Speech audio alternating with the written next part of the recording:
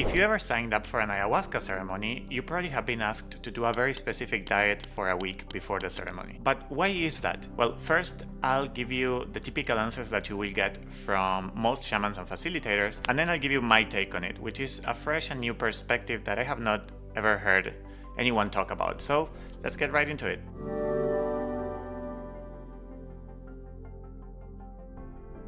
Hi, my name is Ivan, and I've been a facilitator of ceremony for over 10 years. In that time, I heard every possible theory about why we must do this diet for a week before the ceremony. And even though some of the typical things that people say make some sense, to me, it never felt like it was the complete picture. Something was missing. So throughout the years, I started thinking about what did I, as a Westerner, got out of following this diet, and here I am to share those findings with you. Okay, so first, let's actually really quickly mention the diet itself for those of you who don't know it.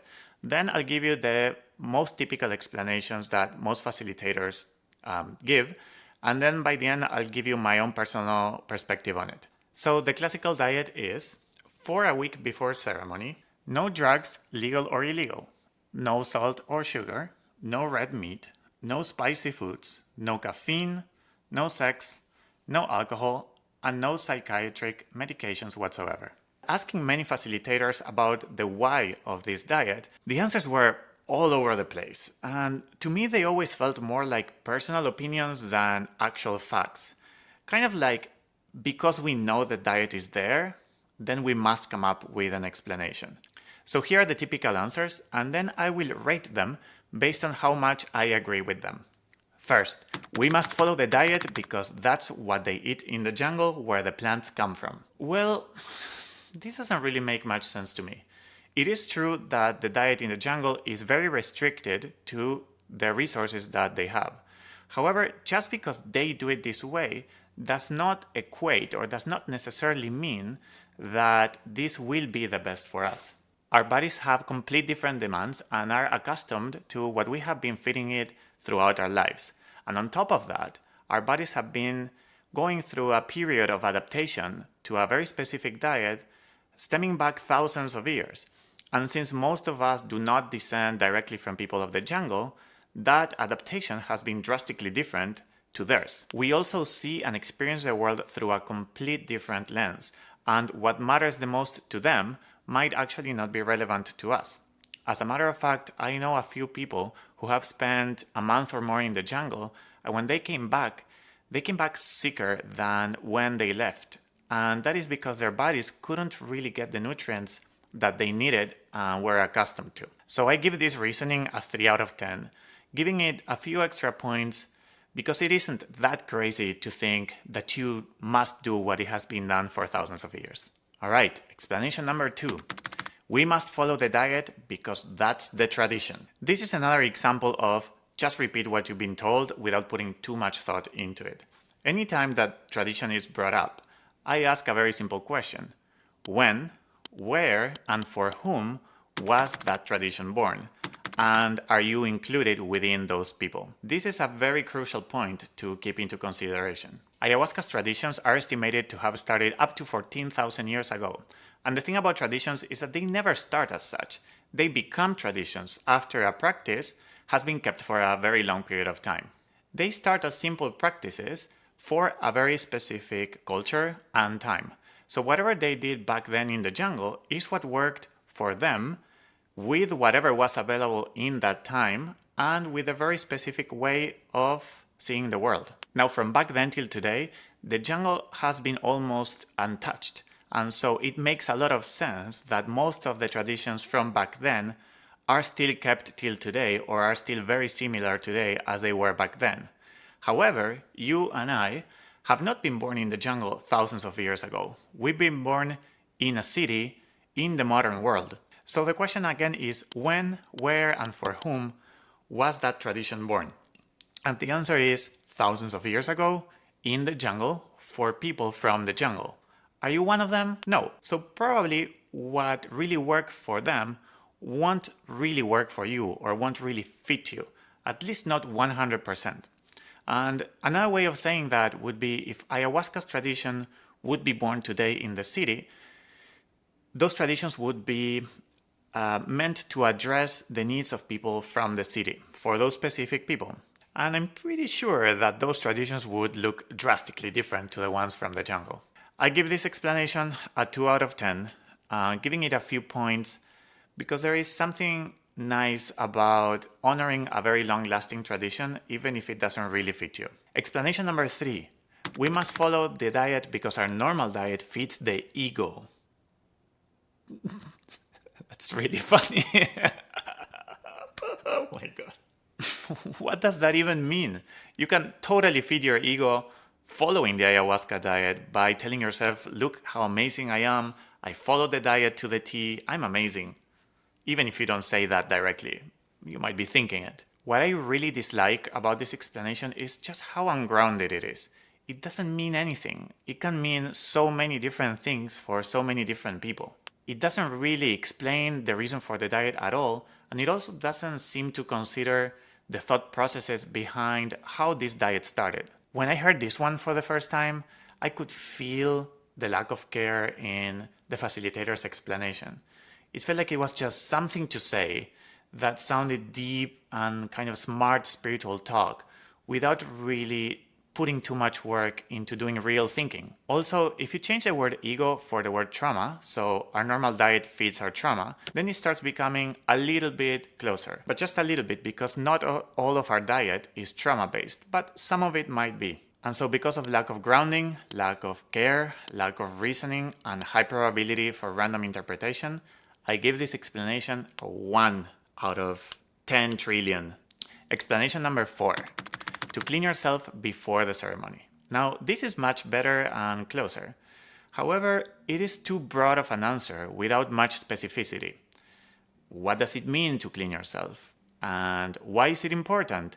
And why are those the things to clean out of our system and not some other things? Okay, so the answer to those questions will vary from facilitator to facilitator depending on their capacity to respond in a grounded and thoughtful way without the need to sound smart. So I give this explanation a 6 out of 10, taking a few points away from lack of specificity and also because it is not the most important thing that I see people get the most out of following the diet. And fifth and last for now is that we follow this diet because ayahuasca wants it this way. And I actually highly disagree. Yes, it is true that a lot of people experience ayahuasca as an entity or a spirit that you can communicate directly with. However, even in those cases, ayahuasca says one thing to one person and the exact same opposite thing to another. And sometimes she even says opposite things in different occasions to the same person. This is because this medicine works as a mirror for who you are, sometimes presenting you with solutions for your psyche, and sometimes presenting you with your psyche, or amplifying the way in which you normally think without you realizing it, and making you believe that the way in which you were already conditioned to think was the answer that you were already looking for, when in reality, she was just showing you an amplified, an exaggerated version of how you think. So it can get really tricky, which is why it's important to do this medicine with a facilitator that can help you interpret these messages as they come through. So ayahuasca could have wanted it this way for the people in the jungle that were already conditioned to think in a very specific way. She definitely communicates to me different things based on my own conditioning and the intentions that I have about the kind of healing that I want to bring to the world. Ayahuasca said so. Believe it or not, it's not enough of a reason, as you could be misinterpreting her messages based on wishful thinking or your own conditioning. I would give this explanation a 4 out of 10 due to the fact that there is definitely some truth to the energy experienced when you drink it that makes people have a tendency to go toward a cleaner diet, sometimes getting those messages directly from her. Okay, next, let's talk about the reasons for doing the diet based on what I've seen the people get the most out of it. Notice that I am not coming up with the following reasons out of my own imagination, but based directly on what I've seen throughout the years, people get so much out of doing the diet and what they have missed when they didn't. 1. Maximizing the chances of healing trauma-based diet. Now with diet, I don't mean just food, but I mean everything that we consume. It isn't a secret that a lot of the things that we consume are meant to numb pain.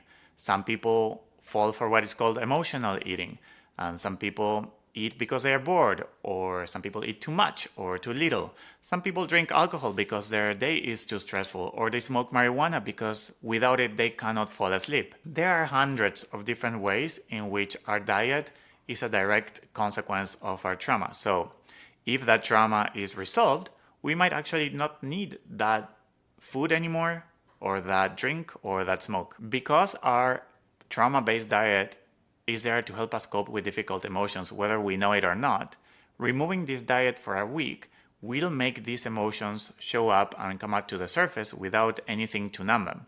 So that week, you probably will experience some discomfort, and that discomfort is based on those emotions showing up, so that when the ceremony comes, those emotions are already on the surface. They are raw and they are ready to be taken care of. And they become like low-hanging fruit where finally the ceremony takes care of them. If we don't do the diet and we numb those emotions, they might be simply harder to reach within ceremony, or we might just be less aware of their existence. Ayahuasca will then heal those reasons of why you consume those things, so that you don't have to consume them anymore, or you won't even feel the need to consume them anymore, especially if they're ultimately not good for you. 2. Giving space for our newly found self-love to dictate what our bodies need. A lot of the things we consume are based on lack of self-love in certain parts of ourselves. People have different levels of self-love, and even those with a lot of it, they still have certain parts of themselves where they are missing it. Someone who naturally chooses Coca-Cola over water or the fries over the salad is not thinking in those moments, is this what would be my choice if my priority would be my health? And it happens that your priority being your health is dependent, obviously, on how much you care for it, which translates as self-love for a specific part of yourself, which would be self-love for your body and love for your health. Someone who loves themselves fully would never choose to do anything that goes against their own health. And it happens that after doing ayahuasca, a lot of people have a newly found self-love that makes them naturally lean towards the thing that it is ultimately best for their health. So by removing your old habits a week ahead of time, what you're doing is basically giving yourself the space so that you can choose your diet based on that newly found self-love that you didn't have before. 3. Resetting our neuropathways from old habits. Some old habits might not necessarily have started from trauma or from lack of self-love. They could have simply started because that's the way it always was at your house. So it became so normal that you don't even think about it. So by breaking the diet a week ahead of time, your already established neuropathways get challenged by the new ones. And since the ayahuasca experience can be such a big reset, it is much better to start your journey in this new reset space with new neural pathways already formed, so that all you have to do is reinforce them, and that will maximize your chances of breaking habits that are old and that don't serve you anymore. 4. Stimulants and depressants take you away from subtlety. The ayahuasca experience can be for moments very subtle, or it can connect you with parts within yourself that you can only connect with if you are connected with subtlety. If you live your life without stimulants like coffee or sugar or amphetamines, or without depressants like alcohol or very common pharmaceuticals, and you also engage in subtle practices like meditation or journaling, then what happens is your body gets more attuned to subtlety.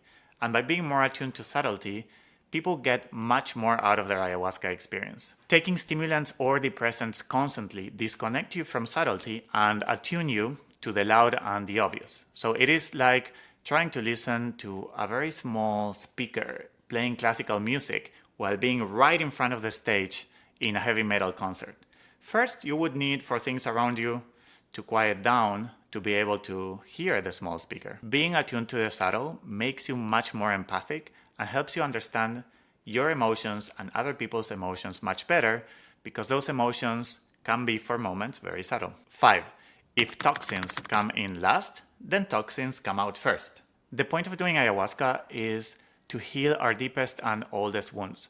So I noticed that if you don't come with a clean diet, that is sitting on top of everything else, And ayahuasca will try to first clean that out of your system through purging or other methods in order to try to access the older stuff. So basically, you're giving it a harder time to access the older and deeper wounds because it will be trying to take those things that are sitting on top. It is like having a bunch of books stacked on top of each other and trying to get the one on the bottom first. So give space to the medicine to work its magic by coming with a clean diet so that it can take care of the old first. And sixth, and last for now, is a commitment to self. One thing that I noticed is that when people start the diet, something within them changes. It's like starting the diet is experienced as a commitment to oneself's healing. And once that happens, all sorts of crazy and beautiful things happen during that week. So many people have told me that they experienced the ceremony as starting the day that they started the diet and not the moment where they actually drank the medicine. Commitment with oneself's healing is definitely one of the most important things that we can do for ourselves and for the world around us. So that is my observation of what people get the most out of doing the diet. And because of that, I made it the reason for the diet to be there. I made it the reason after I saw the results. I didn't try to find results based on made-up reasons. And I know a lot of people are not going to like this, but I feel it's my responsibility to tell you that marijuana, by far, is the number one reason of why people don't get the most out of their ayahuasca experience. I always encourage people to stay at the very least for 2 weeks, and if they can, a month, without smoking before their ayahuasca experience. I will explain this and many other things about how marijuana diminishes the experience of ayahuasca in another video. And the other close contenders are caffeine, alcohol, psychiatric medications, and hard drugs. That's it for today. As always, thank you for your attention and for your interest in healing. Before you leave, please don't forget to like, subscribe, and hit that notification bell, because I just started this channel and in these initial stages that helps out a lot. And I'll see you in the next week's video. Click on the left square to watch another video I made on a related topic. All my content is free. If you appreciate it and wish to assist me to continue releasing this kind of content, please consider supporting me on Patreon. You can also follow me on my socials and subscribe to this channel.